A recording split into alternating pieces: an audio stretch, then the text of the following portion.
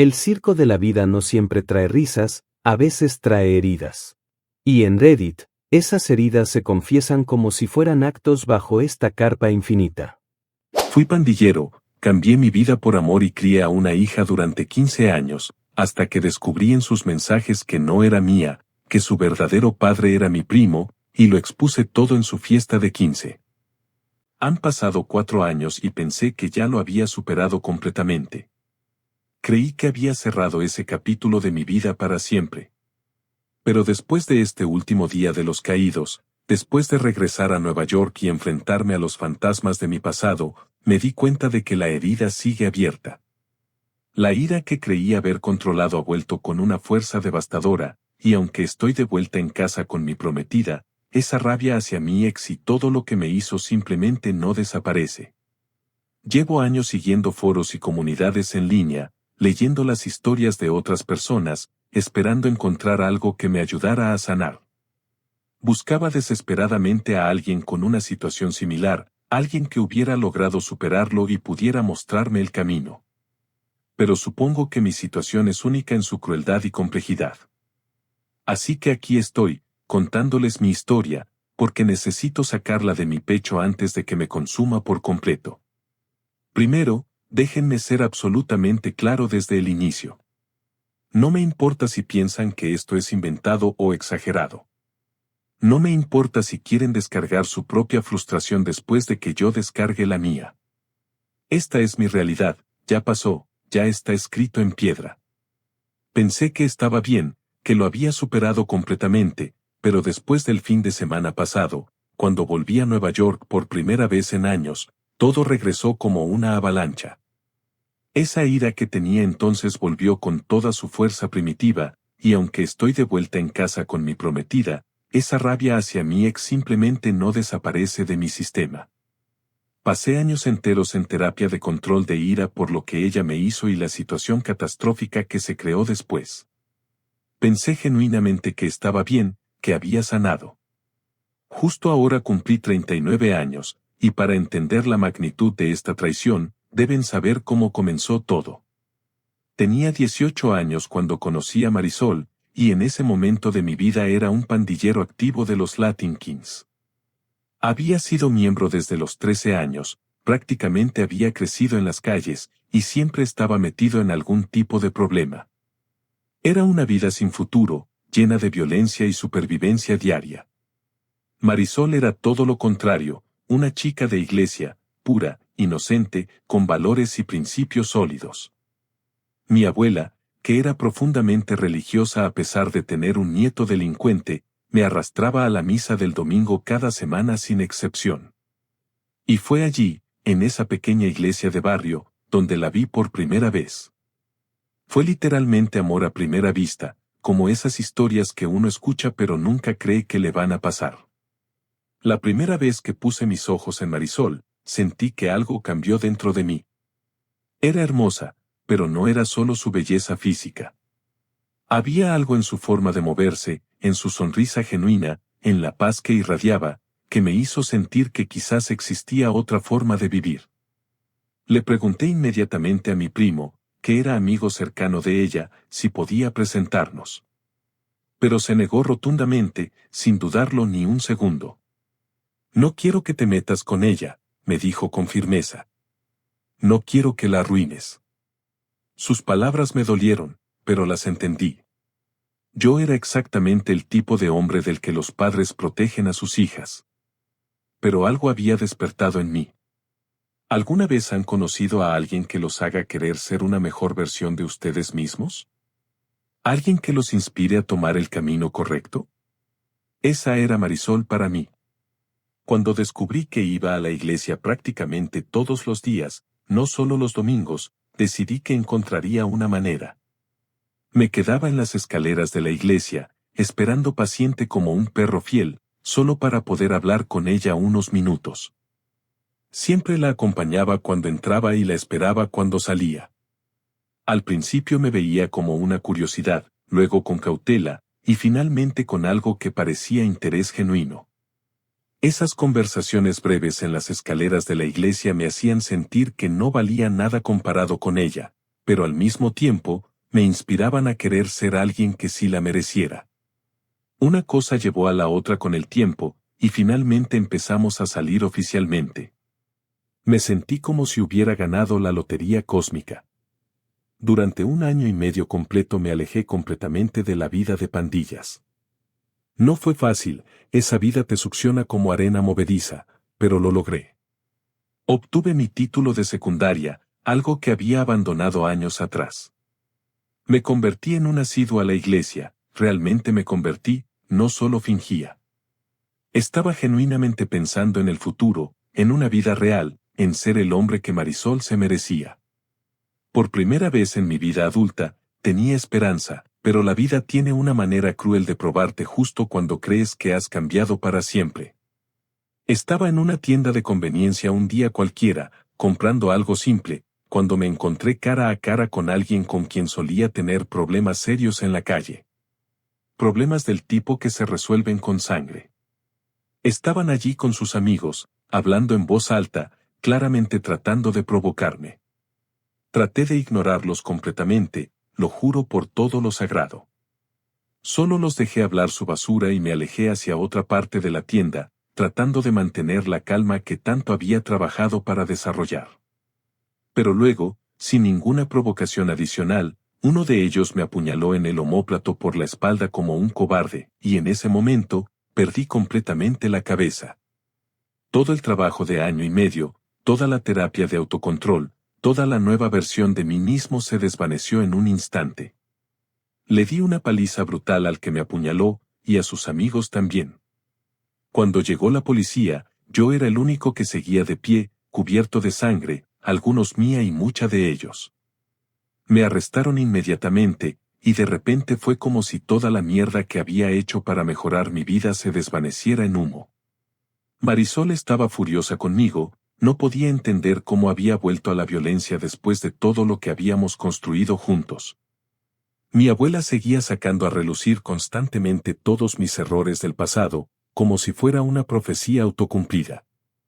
Y mi primo, el mismo que se había negado a presentarme a Marisol, me decía una y otra vez que sabía que yo nunca iba a cambiar realmente, que era inevitable que volviera a mi naturaleza violenta. Sin embargo, mi defensor público pudo ver que genuinamente estaba tratando de cambiar mi vida.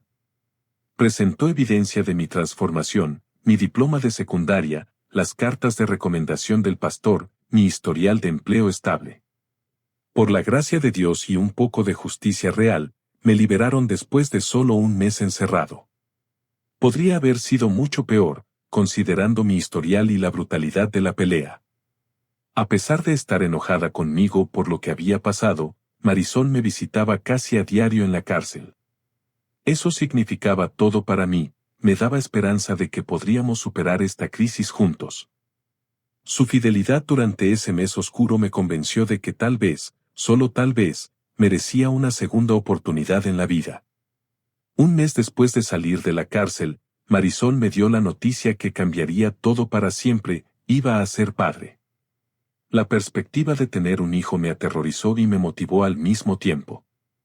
No quería que mi hijo tuviera un padre muerto por violencia callejera o pudriéndose en una celda. Quería romper el ciclo de pobreza y violencia que había definido mi vida hasta ese momento. Nos fugamos en una ceremonia pequeña e íntima, solo nosotros dos y algunos testigos. Inmediatamente me inscribí en una escuela de oficios para convertirme en mecánico automotriz, un trabajo honesto con futuro real.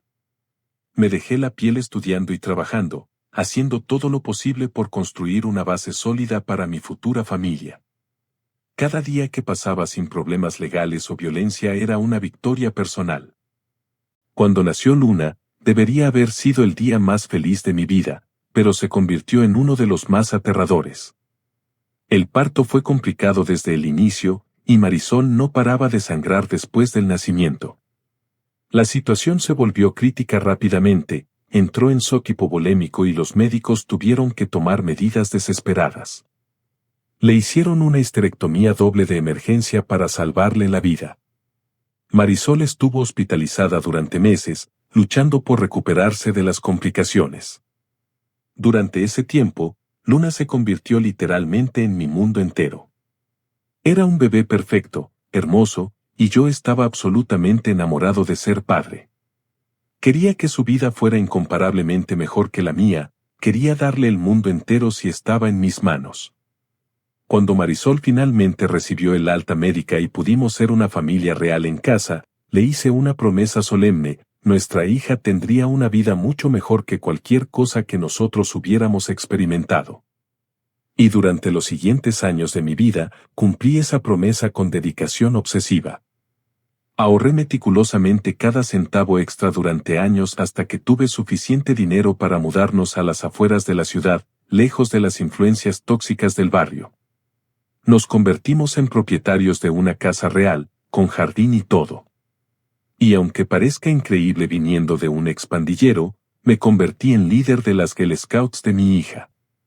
Me aseguré obsesivamente de que Luna fuera a una escuela privada de calidad, de que supiera defenderse tanto física como mentalmente, y de ser el esposo más perfecto que pudiera ser. La verdad es que no conocí a mis padres biológicos.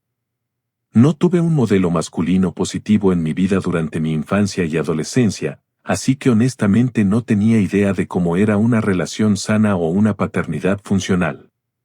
Por ridículo que suene ahora, los papás de la televisión eran mis únicos modelos masculinos. Imitaba a los personajes paternos de las series familiares y trataba de recrear los matrimonios que veía en la pantalla. Con el paso de los años, las cosas mejoraron dramáticamente. Tuve mi propio garaje automotriz que se volvió próspero, mi primo se había reformado completamente y se convirtió en pastor de una iglesia local, mi abuela seguía siendo un dolor de cabeza constante pero tolerible. Mi relación matrimonial con Marisol era más fuerte que nunca, me aseguré de mantener mi físico de prisión por si acaso, pero había un problema creciente que me carcomía el alma: Luna. Luna comenzó a odiarme. Desde que cumplió 13 años, algo cambió radicalmente en nuestra relación.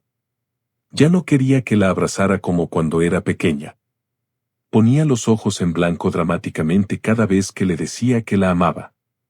Me ignoraba completamente cuando le preguntaba sobre su día en la escuela, como si mis preguntas fueran una molestia intolerable. Esto me dolía profundamente, más de lo que las palabras pueden expresar. Marisol lo notaba claramente y trataba de consolarme diciéndome que era simplemente una adolescente pasando por una fase normal, que debería dejar pasar estas actitudes. Volverá contigo, me aseguraba constantemente. Es solo una etapa. Durante 2 años completos fue exactamente así: frialdad, distancia, rechazo constante. Cada intento de conexión paternal era recibido con desdén adolescente. Así que para su fiesta de 15 años, decidí que quería darlo absolutamente todo. Contraté la mejor banda, el mejor local, la mejor comida. Conseguí todo lo que ella había pedido y muchas cosas que no había pedido pero que sabía que le gustarían. Y aún así, durante toda la fiesta, siguió siendo irrespetuosa y distante conmigo. Por un momento terrible, el viejo yo, el pandillero violento, casi salió a flote con ganas de ponerla en su lugar de la manera dura. Pero en lugar de explotar, fui directamente con mi primo pastor, me desahogué completamente sobre todas mis frustraciones y mis dudas profundas sobre si era realmente un buen padre. Él me aconsejó que la dejara en paz, que fuera paciente, y rezó por mí y por nuestra relación. Para la fiesta, Luna había pedido específicamente una presentación de diapositivas para el tradicional baile padre-hija. Quería que incluyera fotos de nosotros dos a lo largo de los años, momentos especiales de nuestra relación. Así que me puse a buscar fotos en todos nuestros álbumes familiares, pero pronto me di cuenta de algo devastador: no tenía ninguna foto reciente donde ambos estuviéramos sonriendo genuinamente. Ella simplemente se negaba a tomarse fotos conmigo desde hacía años. Cada vez que intentaba capturar un momento padre-hija, ella encontraba una excusa para evitarlo o salía con una expresión de fastidio. La última vez que tuve fotos reales de ella y yo sonriendo juntos de manera natural fue en su 13º cumpleaños, y esas fotos estaban almacenadas en la tableta rota de Luna. Su tableta se había caído y la pantalla estaba completamente destrozada, pero sabía que esas fotos estaban ahí. Tomé la tableta dañada, Fui a un taller de reparación especializado y no me importó en absoluto el costo que implicara. Necesitaba que la arreglaran porque esas fotos eran cruciales para mí. Después de un día completo de trabajo y $300 más tarde, el técnico logró repararla completamente y yo estaba extasiado. Conocía su contraseña porque se la había visto escribir muchas veces, pero nunca me había molestado en invadir su privacidad. Respetaba su espacio personal como adolescente. Solo quería esas preciosas fotos del pasado, nada más. Cuando abrí la tableta y navegué hacia la galería, allí estaban, mi pequeña Luna, sonriendo radiante y feliz de estar conmigo. Me sentí increíblemente bien viendo esas imágenes de cuando éramos inseparables. Pero entonces aparecieron las notificaciones de mensajes instantáneos. Los mensajes se estaban sincronizando automáticamente, y pude ver que había una conversación extensa entre mi hija y mi esposa. Mi curiosidad paternal se activó, y aunque sabía que no debería, decidí echar un vistazo rápido para asegurarme de que Luna no estuviera en ningún tipo de problema. Al principio era una larga conversación sobre que Luna no quería hacer el baile padre-hija conmigo en sus 15 años. Esto me dolió, por supuesto, pero como había dicho Marisol repetidamente, era solo una adolescente siendo difícil. Podía manejar eso, podía ser paciente. Pero entonces Luna escribió algo que literalmente me destrozó el alma, le envió un mensaje de texto a su madre preguntándole por qué tenía que hacer el baile de padre e hija conmigo cuando yo ni siquiera era su padre real. Sentí que mi corazón se detenía completamente. Me mareé tanto que pensé que me iba a desmayar. Se me secó la boca instantáneamente y tuve que sentarme antes de que mis piernas cedieran. Mi mundo entero se tambaleó en ese momento. Marisol respondió defendiéndome, diciéndole que yo la había criado desde el día que nació, que la amaba incondicionalmente, y que eso me convertía en su padre en todos los sentidos que importaban. Pero la respuesta de Luna fue como una daga en mi corazón. Le dijo que mi primo era su verdadero padre biológico y que no podía esperar a cumplir 18 años para poder decirme finalmente la verdad y mudarse a vivir con su padre real. Lo odio, escribió refiriéndose a mí. Agradezco a Dios todos los días que un matón como él no sea mi padre de sangre. Marisol comenzó inmediatamente a regañarla por esos comentarios, pero Luna continuó con su veneno. La conversación reveló que mi primo le había contado la verdad hacía ya 2 años, y cuanto más leía esa conversación, más furioso me ponía. No era solo que mi esposa me había mentido durante 15 años completos. No era solo que mi primo, el hombre en quien más confiaba en el mundo, se había acostado con mi esposa. Era que me habían hecho criar al hijo de otro hombre mientras ellos se reían de mí a mis espaldas. Ustedes escucharon mi relato, pero yo todavía no les conté todo lo que sé. El telón baja, las luces se apagan, y el payaso guarda silencio. ¿Quieres saber lo que viene después? Ya sabes qué hacer, like, suscríbete, y espera al próximo acto.